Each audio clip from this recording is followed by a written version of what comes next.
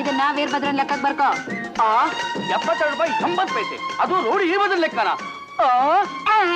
ಹೌದು, ನಿಮ್ಮಪ್ಪನ ಮನೆ ಕಂಟೇನ್ ಹೋಗ್ಬೇಕು, ಬರ್ಕೋ. ಚೆನ್ನಾಗಿದ್ಯಾ?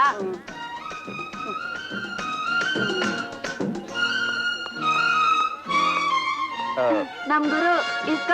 ವೀರಭದ್ರಣ್ಣ ಚೆನ್ನಾಗಿ ತಿನ್ಬಿಟ್ಟು ನಿನ್ ಲೆಕ್ಕಕ್ಕೆ ಬರ್ಕೊಂತ ಹೇಳ್ತಾ ಇದ್ದಾಳೆ.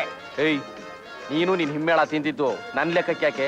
ಸದ್ದು ಮಾಡದೆ ದುಡ್ಡು ಕೊಟ್ಟು ಹೋಗು. ಬರಾಬರಿ ವೀರಭದ್ರಣ್ಣ, ನಿನ್ ಲೆಕ್ಕ ಅಂತ ಹೇಳಿ ಇವಳು ತಿನ್ನೋದೇ ಜಾಸ್ತಿ. ವೀರಭದ್ರಣ್ಣ ಇಲ್ಲಿ ನೋಡು, ನಿನ್ ಲೆಕ್ಕ 68 ರೂಪಾಯಿ ಆದ್ರೆ ಇವಳ ಲೆಕ್ಕ 368 ರೂಪಾಯಿ 70 ಪೈಸೆ ಆಗೈತೆ. ಅಷ್ಟು ದುಡ್ಡು ವಸೂಲ್ ಮಾಡೋವರೆಗೂ ಇವಳನ್ನೆಲ್ಲಿಂದ ಆಚೆ ಕಳಿಸ್ಬೇಡ. ನಾನು ಇದ್ದೇ ಇದೆಯಲ್ಲ, ರುಬ್ಬೋದು, ಒಳಗೆ ಹಾಕಿ ರುಬ್ಸು. ಹಾ, ಹಾಗೆ ಸರ್ಕಲ್ಗೆ ಒಂದು ಟೀ ಕಳಿಸು. ಮಸಾಲೆ ಟೀ 5 ಸರ್ಕಲ್ಗೆ.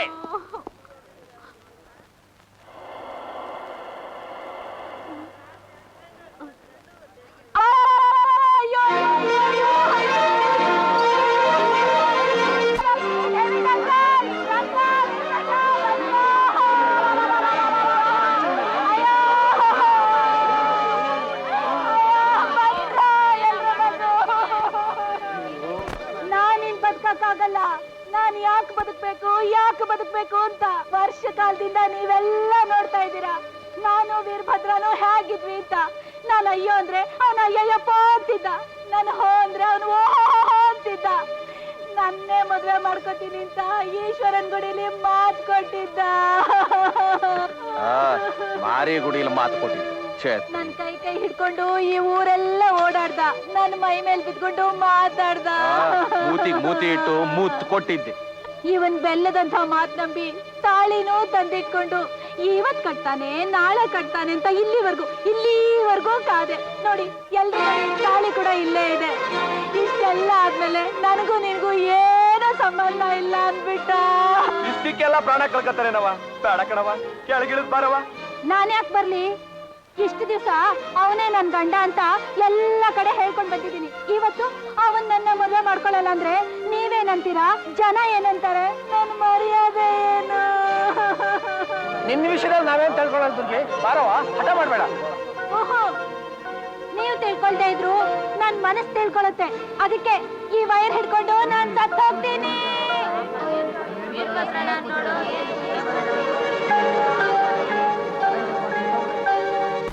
ನಾನ್ ಸತ್ತೇ ಸಾಯ್ತೀನಿ.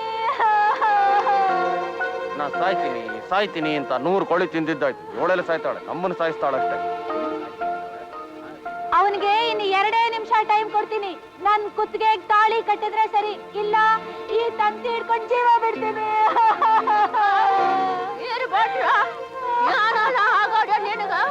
ಆ ಹುಡುಗನ್ ಯಾಕಲ್ಲ ಹೆಂಗ್ ಗೋಳಿಕೊಂಡಿಯ? ಅವಳು ಗಂಟ್ಲು ಗಂಡಂದಾರಿ ಎಣ್ಣು ಬೇಕ ನಿನಗ? ಏನಲ್ಲ ಆಗಡೆ ಅವಳಿಗ? ಅವಳನ್ ಕೊಟ್ಟಿಯ ಕೊಳ್ಳಿಯ? ನೀನು ಹಾಗೆ ಪಾರಿ, ಅವಳು ಹಾಗೆ ಪಾರಿ. ನೋಡಿ ಸಂಡಾಕಿರ್ತಾಡ ಮುಟ್ಕೊಂಡ್ ಕೊಟ್ಕೊಳ್ಳಲ್ಲ. ಶಿವ, ನೀನೇ ನೋಡ್ಕೋ.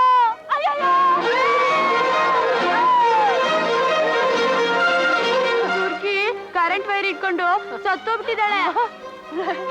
ಮಗ ಇರ್ಬೋದು, ಹುಡುಗಾಟ ಆಡ್ಬ್ಯಾಡಕ್ಕೊಂಡು ಹುಡುಗಿ ನೋಡ್ಕೊಳ್ಳೋ ಮಗನೆ. ಮಗ ಪ್ರೀತಿ ಮಾಡ್ಲಾಟೋದು ನೋವಿನ ಬಿಟ್ಟು ನಿನ್ನ ಬದುಕನ್ನ ಸುಟ್ಟ.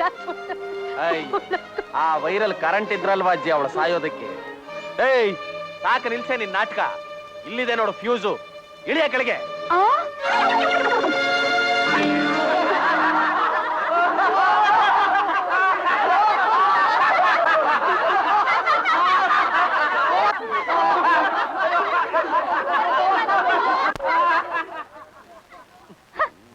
ನೀನ್ ಯಾಕೆ ನಾನು ಸಾಯಕ್ ಬಿಡ್ಲಿಲ್ಲ?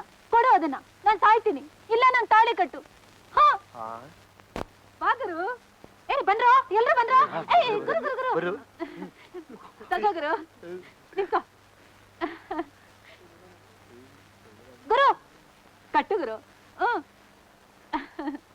ತಾಳು ಬೇಗ.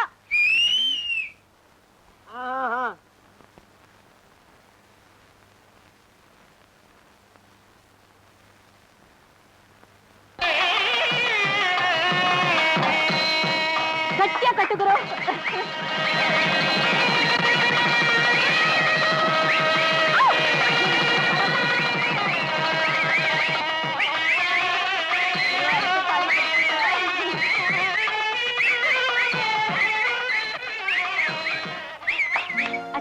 ಆಶೀರ್ವಾದ ಮಾಡಜ್ಜಿ. 100 ವರ್ಷ ನಗ್ನಗ್ತ ಬಾಳ್ವೆ ಮಾಡಿ ಮಕ್ಳ ದೊರ್ಗೆ ನಮ್ ಇರ್ಬಾರ್ದು. ಎಲ್ಲ ತಾಯಂದ್ರು ಹೊಟ್ಟೆಲ್ ಉಟ್ಕೊಂಡ ಮಗನಲ್ಲ, 1000 ತಾಯಿ ಮಗ.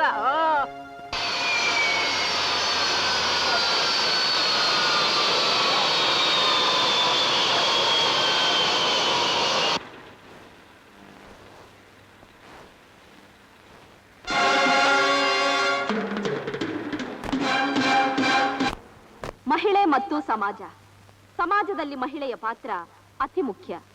ಸೌಟು ಹಿಡಿಯುವ ಕೈ ಕತ್ತಿಯನ್ನು ಹಿಡಿಯಬಲ್ಲದು, ದೇಶವನ್ನು ಆಳಬಹುದು. ಹೆಣ್ಣು ಅಬಲೆಯಲ್ಲ, ಸಬಲೆ ಎಂಬುದನ್ನು ನಿರೂಪಿಸಿದ್ದಾಳೆ. ತಾಯಿಯೇ ದೇವರು, ತಾಯಿಯೇ ಮೊದಲ ಗುರು. ಮಕ್ಕಳನ್ನು ಸರಿಯಾದ ದಾರಿಯಲ್ಲಿ ನಡೆಸುವ ಕರ್ತವ್ಯ ತಾಯಿಗೇ ಸೇರಿದ್ದು. ಆದ್ದರಿಂದಲೇ ತಾಯಿ ಮಕ್ಕಳ ಬಂಧ ಬಿಡಿಸಲಾಗದ ಅನುಬಂಧ.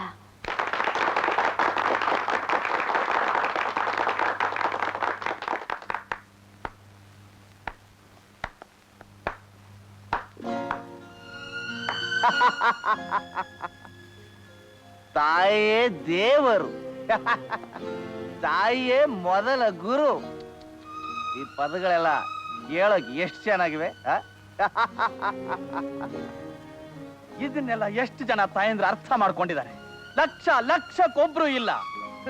ಇವರಿಬ್ಬರ ಬಂಧ ಬಿಡಿಸಲಾಗದ ಅನುಬಂಧ. ಇದು ಎಷ್ಟು ಮಕ್ಕಳಿಗೆ ದೊರೆತಿದೆ, ಎಷ್ಟು ಜನ ತಾಯಂದ್ರು ಕೊಟ್ಟಿದ್ದಾರೆ. ಇದೆಲ್ಲ ಬರೀ ಕನಸು, ಕಟ್ಟು ಕಥೆ. ಸಮಾಜದ, ರಾಜ್ಯದ, ರಾಷ್ಟ್ರದ ಅಧೋಗತಿಗೆ ಹೆಣ್ಣೆ ಕಾರಣ. ಹೆಣ್ಣೆ ಸೃಷ್ಟಿಗೂ ಕಾರಣ, ಹೆಣ್ಣೆ ವಿನಾಶಕ್ಕೂ ಕಾರಣ. ತಮ್ಮ ಕರ್ತವ್ಯಗಳನ್ನು ಮರೆತು ಭಾಷಣಗಳನ್ನು ಮಾಡ್ತಾ, ಭಾಷಣಗಳನ್ನು ಕೇಳ್ತಾ ತಾನು ಹೆತ್ತ ಮಕ್ಕಳನ್ನೇ ನಿರ್ಲಕ್ಷಿಸಿದ್ದಾಳೆ. ಕೆಲವು ಹೆಂಗಸರು ತಮ್ಮ ಕ್ಷಣಿಕ ಕಾಮ ತೃಪ್ತಿಗೋಸ್ಕರ ಮಕ್ಕಳನ್ನ ಹೆತ್ತು ಯಾವುದೋ ಕಸೆ ತೊಟ್ಟಿಲು, ತಿಪ್ಪೆಲೋ ಇಲ್ಲ ಸ್ಮಶಾನದಲ್ಲೋ ಬಿಸಾಡಿ ಅವರು ಮಾತ್ರ ಸುಖದ ಸುಪ್ಪತ್ತಿಗೆ ಮೇಲೆ ಮೆರೀತಾರೆ. ಅಂಥ ಹೆಂಗಸರಿಂದಾನೇ ಅನಾಥರು, ಅನಾಥಾಶ್ರಮಗಳು ಹುಟ್ಟುಕೊಂಡಿರೋದು. ನನ್ನ ಹೆತ್ತೋಳು ನನ್ನ ತೊಟ್ಟಿಲಿಗೆ ಹಾಕದೆ ಸ್ಮಶಾನದ ಗುಂಡಿಗೆ ಹಾಕಿದ್ರು. ಅವಳ ಮುಖ ಕೂಡ ನನಗೆ ಗೊತ್ತಿಲ್ಲ. ಕಲ್ಲಾಗ ಬೆಳೆದೆ. ಅವಳು ನನ್ನ ಯಾಕೆ ಹೆರಬೇಕಿತ್ತು? ಗರ್ಭದಲ್ಲೇ ಕೊಂದಿದ್ರೆ ಎಷ್ಟೋ ಚೆನ್ನಾಗಿರ್ತಿತ್ತು. ಯಾರಾದ್ರೂ ತಾಯಂದ್ರು ತಮ್ಮ ಮಕ್ಕಳಿಗೆ ಪ್ರೀತಿ ತೋರಿಸೋದನ್ನ ನೋಡಿದಾಗ ನನ್ನ ಕರುಳು ಕಿತ್ತು ಬರುತ್ತೆ. ಪ್ರೀತಿಯಿಂದ ಅಲ್ಲ, ದ್ವೇಷದಿಂದ. ಅಂಥ ಭಾಗ್ಯ ನನಗೆ ಸಿಗಲಿಲ್ವಲ್ಲ ಅಂತ. ಆ ನನ್ನ ತಾಯಿ ಸಿಕ್ಕಿದ್ರೆ ಒಂದೇ ಒಂದು ಮಾತು ಕೇಳಬೇಕು. ನನ್ನ ಯಾಕೆ ಹೆತ್ತೆ ಅಂತ, ನನ್ನ ಯಾಕೆ ಅನಾಥನ ಮಾಡಿದೆ ಅಂತ ಹೇಳಿ. ನಿಮ್ಮಲ್ಲಿ ಯಾರಾದ್ರೂ ನನ್ನ ತಾಯಿ ಆಗಿದ್ದೀರಾ? ಹೇಳಿ ಹೇಳಿ ಹೇಳಿ. ಇಡೀ ಹೆಣ್ಣು ಕುಲುವೆ ಇಲ್ಲಿ ಸೇರಿದೆಯಲ್ಲ, ನನ್ನ ಪ್ರಶ್ನೆಗೆ ಉತ್ತರ ಕೊಡಿ. ಆ ಭಗವಂತನಿಗೆ ನನ್ನ ಮೇಲೆ ಕರುಣೆ ಇಲ್ಲ. ಅವನೇ ಕಲ್ಲ ಕಣ್ಣು ಮುಚ್ಕೊಂಡು ಕೂತಿದ್ದಾನೆ. ನೀವೆಲ್ಲ ನನ್ನ ಪ್ರಶ್ನೆಗೆ ಉತ್ತರ ಕೊಡ್ತೀರಾ? ಭಾಷಣ ಮಾಡ್ತೀರಾ? ಮಾಡಿ. ಅದರಲ್ಲೇ ನಿಮ್ಮ ತಾಯ್ತನದ ಸುಖಾನ ಅನುಭವಿಸಿ. ಅನಾಥ ಶಿಶುಗಳ ಜನ್ಮಕ್ಕೆ ಕಾರಣರಾದ ಹೆಣ್ಣು ಜಾತಿಗೆ ಧಿಕ್ಕಾರ, ಧಿಕ್ಕಾರ, ಧಿಕ್ಕಾರ, ಧಿಕ್ಕಾರ.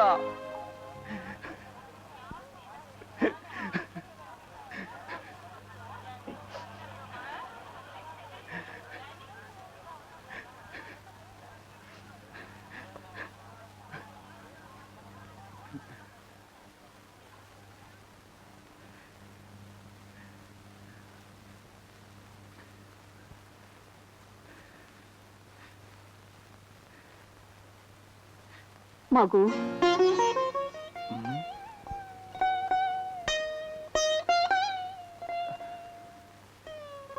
ನಿನ್ ದುಃಖ ಏನು ಅಂತ ನನ್ಗೆ ಅರ್ಥ ಆಯ್ತಪ್ಪ.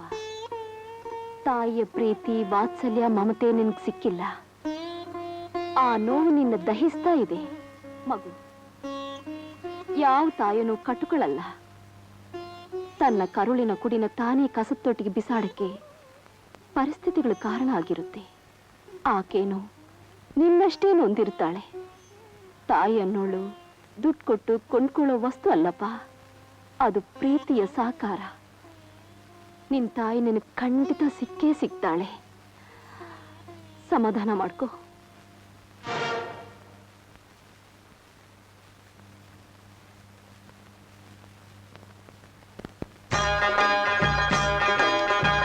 ದೈವ ಎನ್ನುವರು